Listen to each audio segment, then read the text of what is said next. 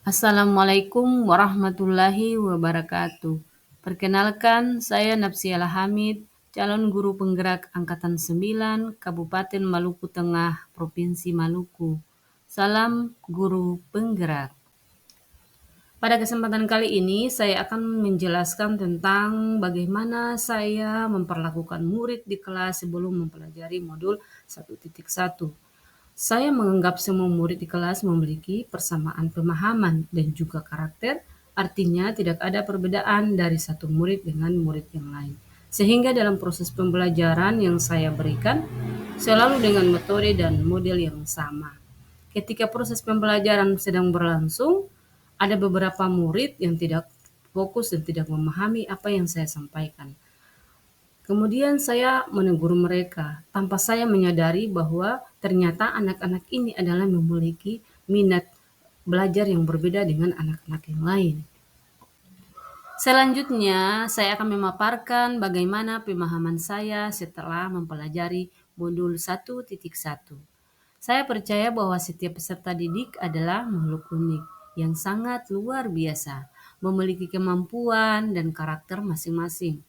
Perbedaan-perbedaan yang melekat pada setiap individu murid sudah ada sejak mereka lahir, sehingga seharusnya dalam proses pembelajaran saya harus memeta-metakan murid sesuai dengan kebutuhan dan kemampuan seperti minat, bakat, gaya belajar dengan metode dan model pembelajaran yang sudah saya rancang dalam RPP.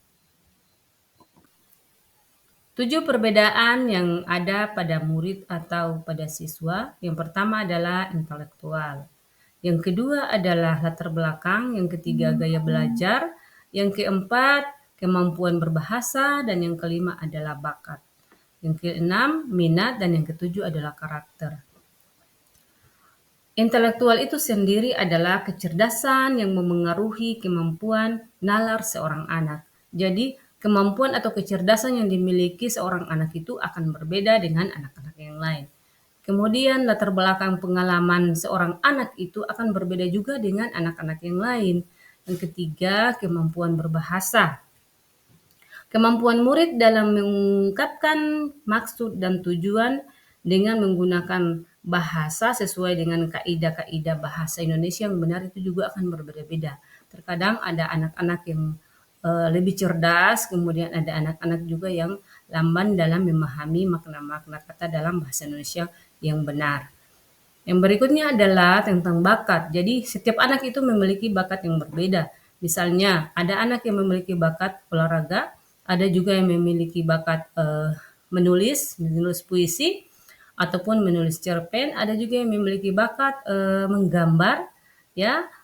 Akan tetapi setiap bakat dan minat itu seorang guru haruslah patut menuntun mereka ke tujuan mereka masing-masing. Kemudian gaya belajar, ya tiap anak juga memiliki gaya belajar yang berbeda-beda. Ada yang memiliki gaya belajar sambil mendengar musik, kemudian ada juga gaya belajarnya adalah dengan tenang atau tidak bisa mendengarkan musik, dan juga ada yang memiliki gaya belajar itu sambil bergerak yang disebut dengan gaya belajar kinestetik. Kemudian minat. Minat ini adalah salah satu keinginan atau apa yang ingin dipelajari oleh seorang siswa. Misalnya dia memiliki minat di bidang ilmu tertentu, yaitu misalnya minatnya adalah hanya matematika saja, berarti yang dipelajari adalah matematika. Kemudian terakhir adalah tentang karakter, di mana karakter ini menunjukkan bahwa eh, kepribadian atau tingkah laku atau rasa seorang anak terhadap apa yang dipelajari atau apa yang dilihat, dan ada perasaan tertentu, ia senang atau ia tidak senang, itu masuk dalam karakter. Adapun rencana penerapan perubahan pelaksanaan pembelajaran dalam kelas yang akan saya lakukan di sekolah saya, setelah saya mempelajari modul 1.1.A.7, maka saya berkeinginan melakukan sebuah perubahan dalam proses pembelajaran. Yang pertama, merancang sebuah pembelajaran dengan melakukan diagnostik awal atau asesmen awal untuk mengetahui kebutuhan murid.